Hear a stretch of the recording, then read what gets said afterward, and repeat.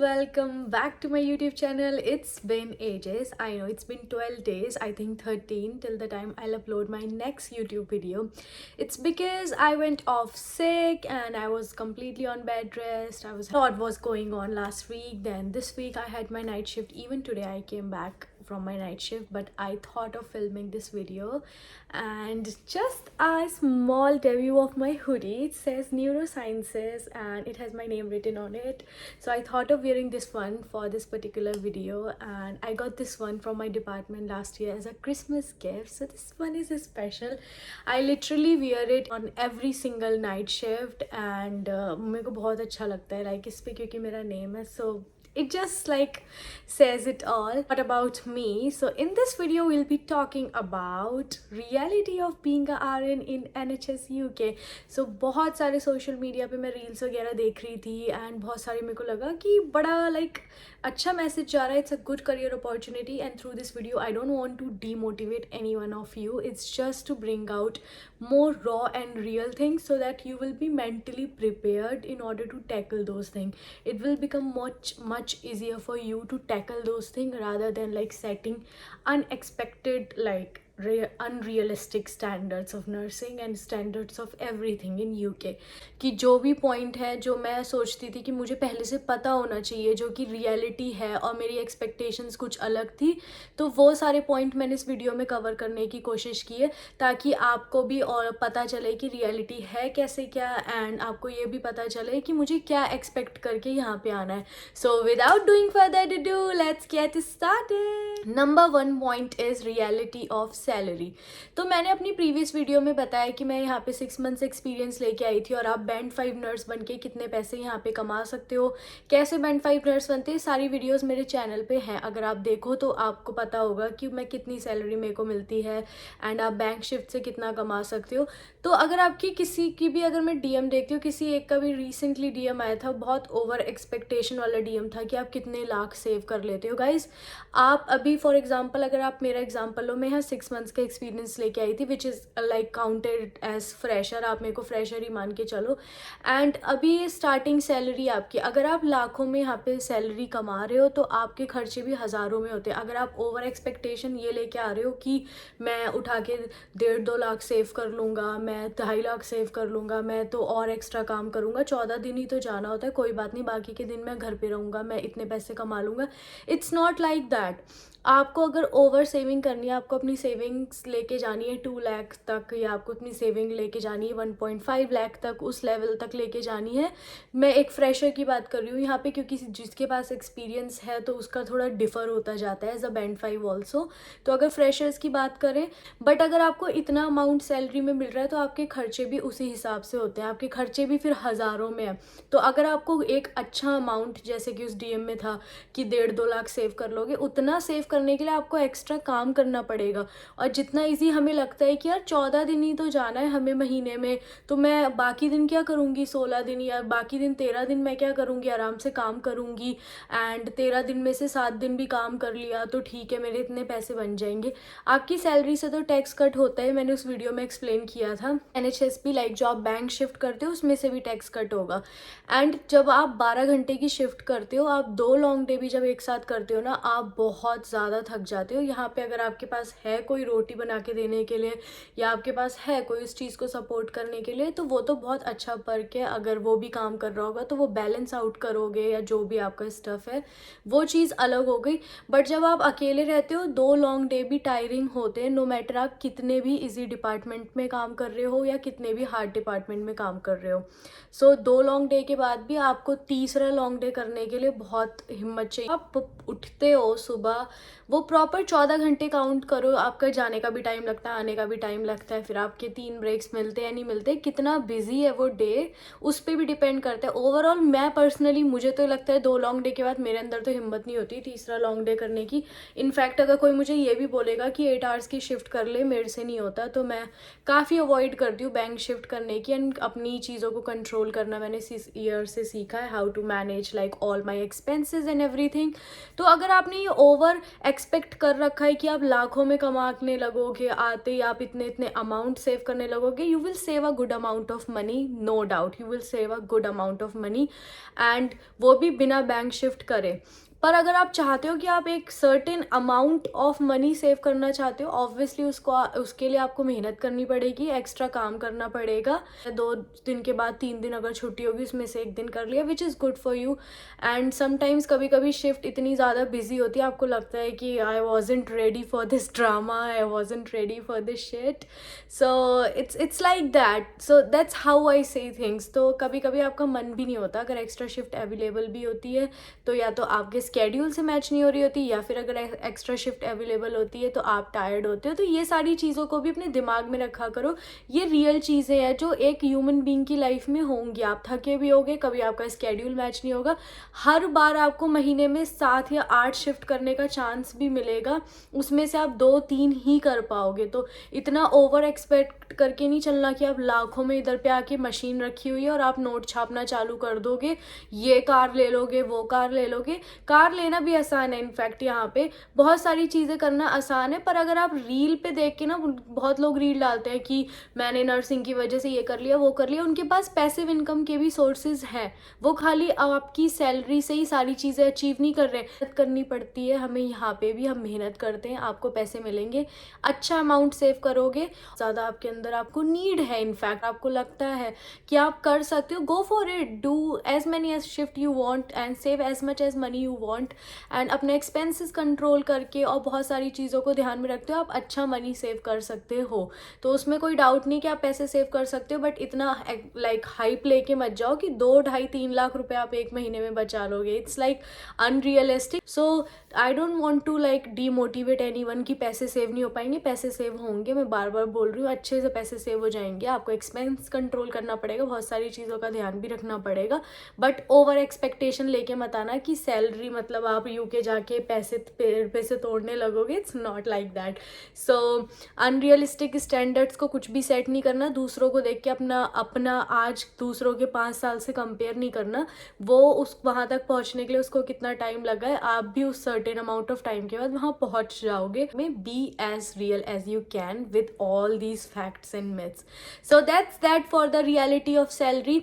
Now coming to the next point, that is reality of cost of living और reality of cost of accommodation, all that stuff. So मैं सारे points को इसमें discuss करना चाहती हूँ। सबसे पहले तो आप जब एक certain amount of salary earn करोगे, एक सर्टेन अमाउंट आपके अकोमोडेशन में जाता है, which is a good amount of money. उसमें भी आप फॉर एग्जांपल शेयर्ड एकोमोडेशन लेते हो, तो शेयर्ड एकोमोडेशन में बहुत रेयरली होता है कि आपको आपका सेपरेट बाथरूम मिले, उसके लिए भी आप 100-150 पाउंड ऊपर के लेके ही चलो अगर आप सेपरेट बाथरूम चाहते हो।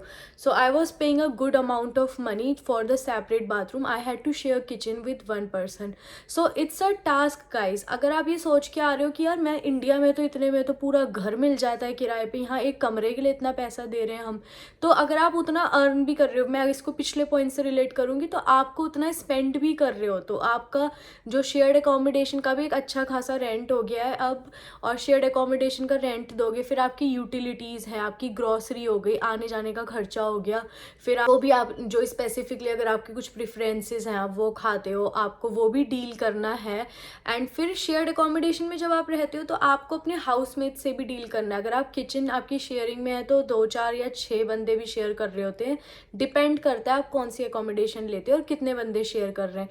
तो एक तो उस चीज़ से डील करना मेरे लिए तो बहुत क्योटिक सिचुएशन हो जाती है कि इतने बंदों के साथ में मिल खड़े होके मैं कुक भी नहीं कर सकती, इवन इफ मैं अपने लिए भी कुक कर रही हूँ, तो it's a task for me. सबसे उससे भी ज़्यादा लाइक बड़ा टास्क है वॉशरूम शेयर करना, जो कि टचवुड लकीली मैंने आज तक नहीं की, and I can not do that, that's why I paid like a good amount of money so that I don't have to share the bathroom. तो आप ये भी अपने मेंटल उसको प्रिपेयर करके आओ, मेंटली उस चीज़ के लिए प्रिपेयर करके आओ कि आपको यूटिलिटीज़ भी करनी है, ग्रॉसरीज भी करनी है, आपको ट्रैवलिंग का भी सारा देखना है अपना, आपको एक्सपेंसेस भी मैनेज करने। इस सब के बाद भी you need to set specific boundaries with all of those housemates, ताकि कल को कोई आप आपकी लाइक वो बाउंड्री क्रॉस करके ना आपकी मेंटल हेल्थ ख़राब ना करे, क्योंकि एक जब इतने सारे लोग रह रहे होते हैं, आप शुरू शुरू में आए होते हो और आप लाइक घर को भी मिस कर रहे होते हो, बहुत सारी चीज़ें चल रही होती, तो आप सोचते हो, बैठते हो, don't open up a lot about yourself, people will take that benefit in the end. और हर कोई इंडिया के लोगों जैसा नहीं है, और in fact these people are Indian, पर ये आप मेंटली प्रिपेयर होके आना कि वो लोग बाहर आ गए, इस ऐसा टाइम है, कोई लाइक किसी को इतना ज़्यादा वैसे सपोर्ट करने वाला नहीं है जैसे आपके जेन्युइन फ्रेंड्स आपको सपोर्ट करते हैं। उसके बाद मैं सबसे मेन पॉइंट बताऊं, आप थके हारे आओगे, कभी गाने चल रहे होते हैं, या अगर आपको नाइट शिफ्ट पे जाना है, कोई रात में पार्टी कर रहा है, तो इन सब चीज़ों से भी आप थोड़े बहुत कहीं ना कहीं इरिटेट होगे। तो ये मेंटली प्रिपेयर करके आना, ऐसा नहीं है कि आपको रूम मिल गया, आपको अकोमोडेशन मिल गई, ऑब्वियसली सब मेंटेन करते हैं जो भी डेकोरम होता है हाउस का, और आप कंप्लेन भी कर सकते हो, बहुत सारे रूल्स एंड रेगुलेशन होते हैं, but you cannot call your landlord every day, you know, you have to deal with these small things on daily basis as well। तो ये भी एक रियलिटी है, ऐसा नहीं आते ही आपको लाइक प्यारा सा बेड आपके लिए तैयार है एंड आपको बहुत इजीली सारी चीज़ें डील करनी। कभी कभी आपको टाइमिंग भी याद नहीं रहेगा कि आप इतने थक जाओगे कि मेरे को धनिया लेके आना था फॉर एग्जाम्पल, कभी कभी आपको याद नहीं रहेगा मैं घर जाके आलू बनाता हूँ, एंड आपको रियलाइज़ होगा कि आलू लेने जाना था, और 8 बजे लास्ट है यहाँ पे, ये सारे स्टोर्स बंद हो जाते हैं, 10 बजे तक एलडी खुलता है जहाँ तक मुझे पता है, 10 या 8 बजे तक, क्योंकि मैं इतना ऑफन जाती नहीं हूँ वहाँ पे। टेस्को 11 बजे तक खुलता है, फिर आप आलू लेने जाओगे, like you guys understanding what I am trying to say, like these small thing is reality, this does matter, and sometimes you are really tired, you don't want to go and buy those potatoes from Tesco, so it's like you need to be prepared to be really dependent on yourself, you need to be learning all those skills, cooking skills, washing skills and laundry skills, और ये सब आपको सीखना पड़ेगा। तो ये भी एक रियलिटी है, जो आपको लगता है कि आप सारी चीज़ें देख रहे हो कि they are enjoying on beach, they are going there, वो स्कॉटलैंड जा रहा है, वो यहाँ जा रहा है, बट जो रियलिटी है, जो रियल लाइफ पे आपको इन सब चीज़ों से भी डेली बेसिस पे या फिर वीकली बेसिस पे डील करना पड़ेगा। तो इन सब चीज़ों के लिए भी मेंटली प्रिपेयर होके आना। ये it's not a bed of roses where you will be treated as prince और princess, you have to struggle, you have to do the hard work, and you have to be really independent if you are coming to like these kind of next to the third point which is reality of weather। तो जब मैं यहाँ पे आई थी honestly मुझे बिल्कुल भी idea नहीं था कि यहाँ पे वेदर ऐसा होता है। ये तो पता था मुझे कि यहाँ पे इतनी ठंड होती है, but I wasn't aware about the fact that summer are very like European summer are very different from India, we don't share like the same climatic conditions which we have in India. So एक sunlight का जो आपका exposure है वो काफ़ी अच्छा है India में as compare to here. Cold weather रहता है यहाँ पे, काफ़ी रेनी सीजन रहता है, और कभी इतना अनप्रिडिक्टेबल है, 5 मिनट्स पहले धूप निकल रही होगी और आप सोचोगे I don't need the jacket, and after you'll go out of your home and after 10 minutes you will realize it's raining and it's like it started getting cold and now you need your jacket, so it's that uncertain, so you need to be prepared about the weather। 5:30 बजे, कभी कभी 4:30 बजे भी अंधेरा हो जाता है, and you will feel like कि अभी 6 बजे एंड अंधेरा हो गया। So I wasn't prepare for those thing, किसी ने मुझे बताया नहीं था कि वेदर इतना ज़्यादा अनसर्टेन है, काफ़ी टाइम तक, ज़्यादा टाइम यहाँ पे लाइक सर्दी का ही मौसम रहता है, गर्मी काफ़ी कम पड़ती है, विच आई लाइक इवन बिकॉज मुझे समर इतनी ज़्यादा पसंद नहीं है, पर यहाँ की विंटर्स भी लाइक प्रॉपर तगड़ी विंटर्स होती हैं और काफ़ी ठंडा रहता है, एंड 10-10 दिन तक आपको सूर्यदेव की वो जो लाइट्स हैं उसका कोई भी एक्सपोजर नहीं मिलेगा, तो उससे आपकी बॉडी में विटामिन डी और लाइक कैल्शियम, इन सब चीज़ों की आपको एफिशिएंसी भी हो सकती है, क्योंकि इंडिया में हमें काफ़ी अच्छे अमाउंट में लाइक सनलाइट मिलती है, तो हमें उन चीज़ों का एहसास नहीं होता। और यहाँ आके मोस्टली एशियंस को कैल्शियम और D3 की डिफिशियंसी होती है, क्योंकि यहाँ पे सन एक्सपोजर बहुत कम है।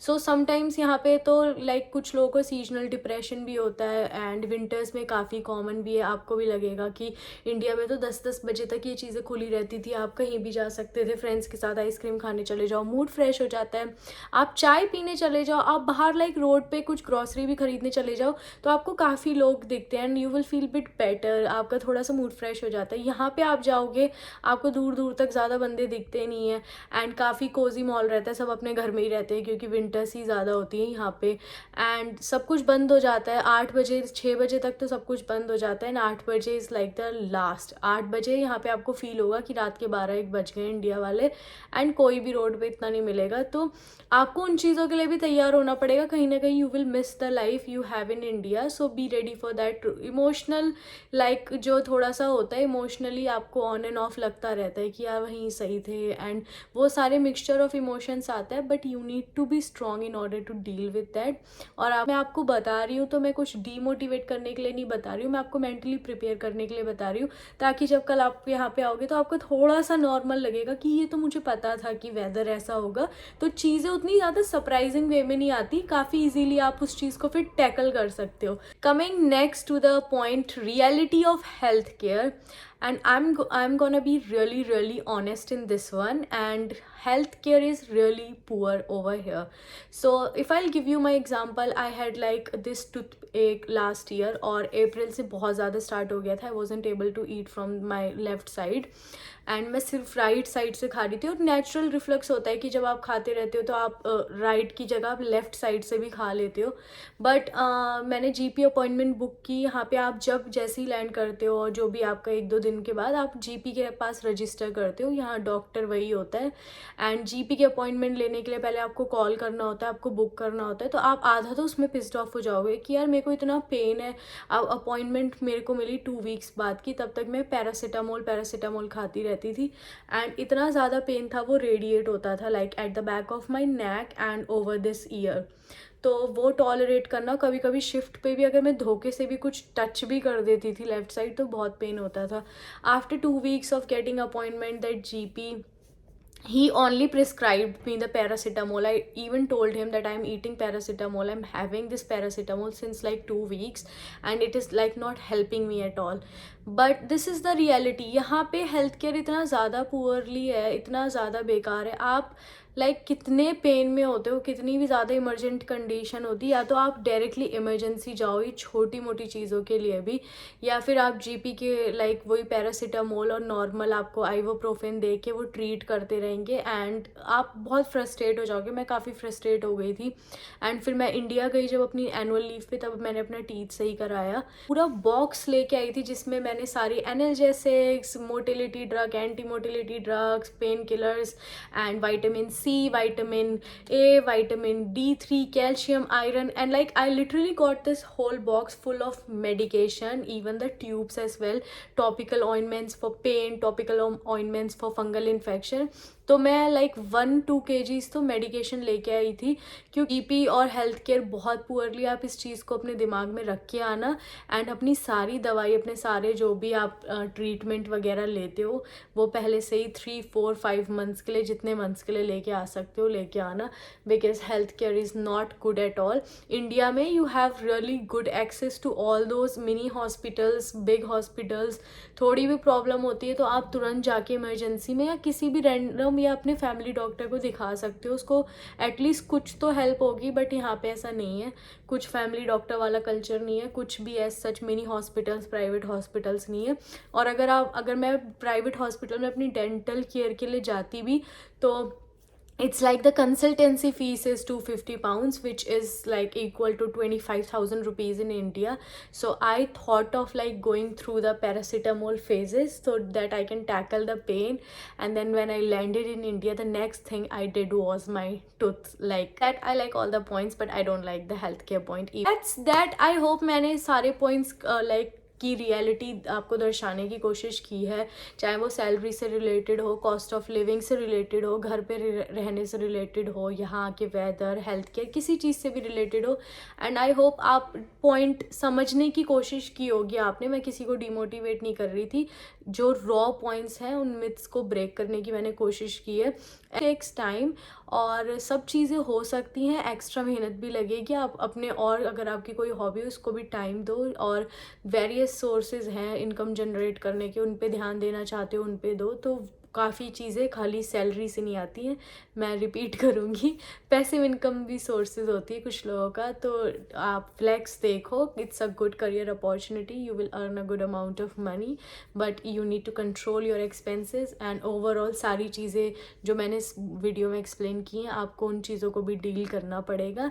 एंड होपफुली आपको ये वीडियो पसंद आई होगी। अगर आपको ये वीडियो पसंद आई तो कॉमेंट्स में ज़रूर बताना, और किस चीज़ की रियलिटी को हम यहाँ पे इस वीडियो में हाईलाइट हाईलाइट कर सकते थे वो भी लिखना, एंड नेक्स्ट वीडियो किस पे बनाए उसके बारे में ज़रूर कमेंट्स में लिखना, अपना फीडबैक ज़रूर देना आपको कैसी वीडियो लगी। And do not forget to share, subscribe and like my channel. Bye guys, see you in the next one. Bye.